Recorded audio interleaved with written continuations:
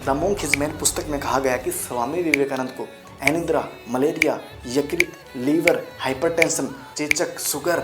16 मार्च 1893 में स्वामी विवेकानंद भगिनी निवेदिता को एक पत्र लिखते हैं कि मैं अब और काम नहीं करना चाहता, मैं अब थक चुका हूँ, मुझे अपनी मृत्यु का समय और स्थान पता है, लेकिन मुझे कर्म और भाग्य लगातार काम करने के लिए विवश करते रहते हैं। शिकागो भाषण के बाद नोबेल मार्गरेट नामक महिला कौन थी जो स्वामी विवेकानंद का पीछा 6 महीने तक करती रही, जानते हैं इस वीडियो में। 11 से 27 सितंबर 1893 में स्वामी विवेकानंद ने ऐतिहासिक भाषण देते हुए कहा कि हिंदू धर्म हमारा 90,000 वर्ष पुराना बताया जा रहा है। हिंदू धर्म के सबसे पहले 957 ईसा पूर्व में एक स्वामिभू पैदा हुए, यानी कि इस धरती पर सबसे पहले पुरुष और स्त्री का जन्म होता है। पौराणिक मान्यता के अनुसार भी भगवान श्री राम का जन्म 5114 ईस्वी में बताया जाता है। श्री कृष्ण का जन्म 3112 ईसा पूर्व में बताया जाता है। इसी के विपरीत नबी हजरत मोहम्मद सल्लल्लाहु वसल्लम का जन्म 570 ईसा पूर्व में मक्का के अंदर पाया जाता है और यहाँ से शुरू होता है इस्लाम धर्म का उदय। आपको जानकर हैरानी होगी, 570 ईसा पूर्व में गौतम बुद्ध को ज्ञान की प्राप्ति हुई थी। स्वामी विवेकानंद धर्मों के आधार पर हमें ये बताना चाहते हैं कि जब आप एक हिंदू धर्म के बच्चे के अगर खून का रंग देखोगे तो आपको लाल मिलेगा। इसी के विपरीत जब आप मुस्लिम के छोटे बड़े बुजुर्ग किसी भी बच्चे का खून देखते हो तो उनके खून का रंग हरा नहीं, उनका भी लाल मिलेगा। तो जब भगवान ने ही हमारे कलर में भेदभाव नहीं किया तो हम मानव जाति कैसे धर्म के आधार पर आपस में बांटते रहते हैं। कहते हैं कि हमें सिर्फ एक ही भगवान ने बनाया है, चाहे आप उसे श्री राम कहे, चाहे आप उसे अल्लाह कहे।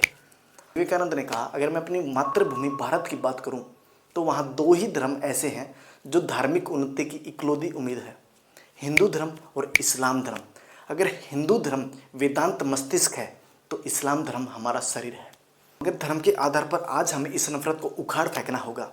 चूल्हा और भोजन हमारे भगवान हो चुके हैं। चूल्हा और भोजन हमारे भगवान हो गए हैं। मुझे मत छूना, मैं पवित्र हूं। हमारा धर्म, मैं क्या, हर व्यक्ति अंधविश्वासी मूर्ख होने के बदले नास्तिक होना चाहेगा।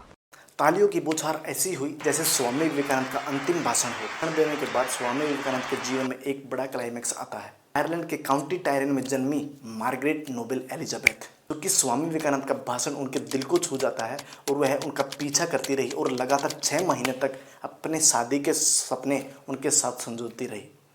एक दिन जब वह स्वामी विवेकानंद के साथ मिलकर बात करना शुरू, राष्ट्र निर्माण और युग निर्माण का अनुष्ठान है ये संन्यास।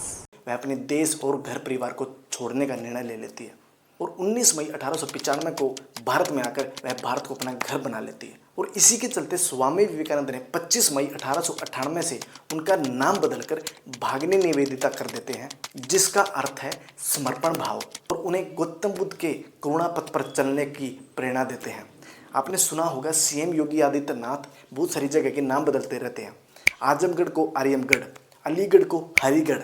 इसी के चलते स्वामी विवेकानंद ने मार्गरेट नोबेल एलिजाबेथ से उनका नाम बदलकर भगिनी निवेदिता कर देते हैं, ताकि वहाँ की पहचान को बिल्कुल छुपाकर भारत की संस्कृति में ढल जाए। इसी के चलते उन्होंने भगिनी निवेदिता नाम उसका रख देते हैं।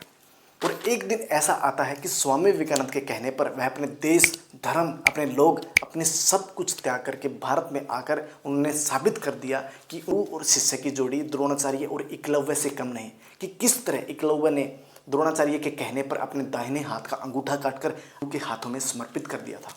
निस्वार्थ भाव सेवा। इसी के चलते भगिनी निवेदिता ने भी ताउम्र मरते दम तक स्वामी विवेकानंद की निस्वार्थ सेवा करती रही। इसी के चलते गोपाल कृष्ण गोखले, जो भारत के राष्ट्रीय गुरु कहलाते हैं, उन्होंने कहा कि भगिनी निवेदिता से मिलना प्रकृति की कुछ महान शक्ति के संपर्क में आने जैसा है। और 8 मार्च 1898 में वो समय आता है जब स्वामी विवेकानंद बेलूर के मठ नीलम्बर मुखर्जी के घर पर बैठे हुए थे। वहाँ पर उनके पैरों में दर्द होना शुरू होता है। बाद उनकी दाहिनी आँख की रोशनी कम हो जाती है। उनकी चेस्ट के लेफ्ट साइड में पेन लगातार चलता रहता है। द मोंक हिज मैन पुस्तक में कहा गया कि स्वामी विवेकानंद को एनिद्रा, मलेरिया, यकृत, लीवर, हाइपरटेंशन, चेचक, शुगर और 31 शारीरिक बीमारियां उनके शरीर में पाई गई। विवेकानंद का शरीर धीरे धीरे उनका साथ देना छोड़ देता है। तब वह 29 मई 1897 को शशि भूषण घोष को एक पत्र लिखते हैं और कहते हैं कि जब भी मैं बिस्तर पर लेटने के लिए गया तो आज तक मेरे को पूर्ण रूप से नींद नहीं आई।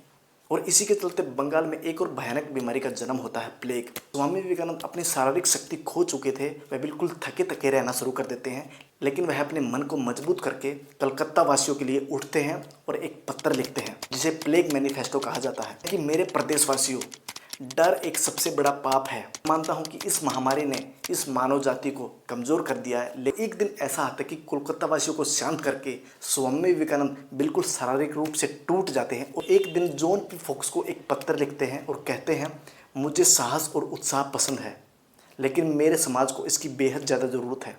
लेकिन मुझे अफसोस है, मैं ज़्यादा दिन तक जीवित नहीं रह पाऊंगा, मैं 40 साल की उम्र से ज़्यादा नहीं जी पाऊंगा। और यह बात बिल्कुल सत्य साबित हुई। 39 दिन 5 महीने 24 दिन की उम्र में ही स्वामी विवेकानंद खेलती दुनिया को अलविदा कह चले जाते हैं और अपना नाम इतिहास में दर्ज करवा करके जाते हैं। तो बहुत छोटी उम्र में उन्होंने बड़े कारनामे करके गए।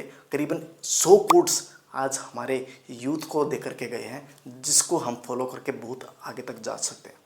वीडियोस अगर अच्छी लगी तो लाइक करना। जय हिंद।